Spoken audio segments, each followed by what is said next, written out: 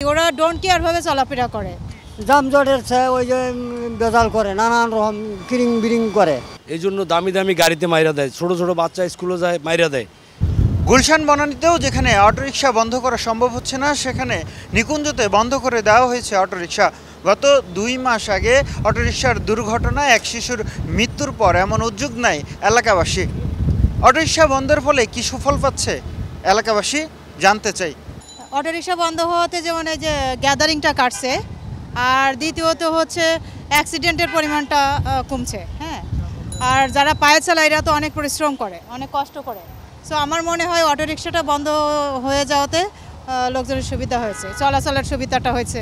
ওরা don't care ভাবে চলাফেরা করে, যেমন একটা পায়ে রিক্সা কিংবা আমরা যাচ্ছি ডোন্ট কেয়ার করতো, মানে চলতো তো চলতোই ওদের মতো। অটোরিকশার তো বহুমুখী অসুবিধা ছিল, এটার ব্রেক ভালো না, এটার খুব দ্রুত গতিতে চালাইতো, এটা এমনি আবাসিক এলাকা ছিল, এখানে হুটহাট করে গলির ভিতর দিয়েও খুব জোরে চালাইতো, অনেকগুলি অ্যাক্সিডেন্ট হয়েছে, অনেক বাচ্চা পোলাপানরাও অ্যাক্সিডেন্ট হয়েছে।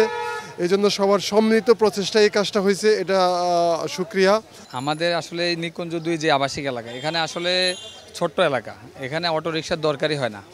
আর এখানে পায়ে চালিত যে রিক্সা ওটাই ঠিক আছে, তো এই এলাকা অনুযায়ী অটোরিকশার কোনো দরকার নেই। আর এই অটোরিকশাগুলা অদক্ষকারে ড্রাইভার দিয়ে চালানো হয়, ছোটো ছোটো পোলাপান দিয়ে অটোরিকশা নামাই দেয়, এগুলা মনে করেন পরে অ্যাক্সিডেন্ট করে, দ্রুত গতিতে এরা অটোরিকশা চালায়, এই কারণে অ্যাক্সিডেন্ট বেশি হয়। আর অটোরিকশার সমস্যা হচ্ছে কোনো ট্রেনিং থাকে না, প্লাস হচ্ছে বেপরোয়া চলা তাদের, যার ফলে একটা বৈষম্য তৈরি হয়। শুধুমাত্র অটোরিকশা বেপরোয়া গতিতে চালানোর কারণে আপনার তাৎক্ষণিক একটা বাচ্চা আর হচ্ছে একটা মহিলা মারা গেছে জায়গায়। সেই দিক থেকে নিকুঞ্জ ব্যাপক বেপরোয়া গতিতে নানানভাবে অটোরিকশা 2-1 দিন পরপরই বড় ধরনের ঝামেলা হইতো। আমার জায়গা থেকে আমি মনে করি এটা বন্ধ হয়েছে, আলহামদুলিল্লাহ ভালো আছে। হ্যাঁ, দুর্ঘটনা হওয়ার সম্ভাবনা অনেক বেশি থাকে, বাচ্চা নিয়ে যাওয়া যায় না, স্কুলে যাওয়া আসা করা যায় না, অনেক বিপদ।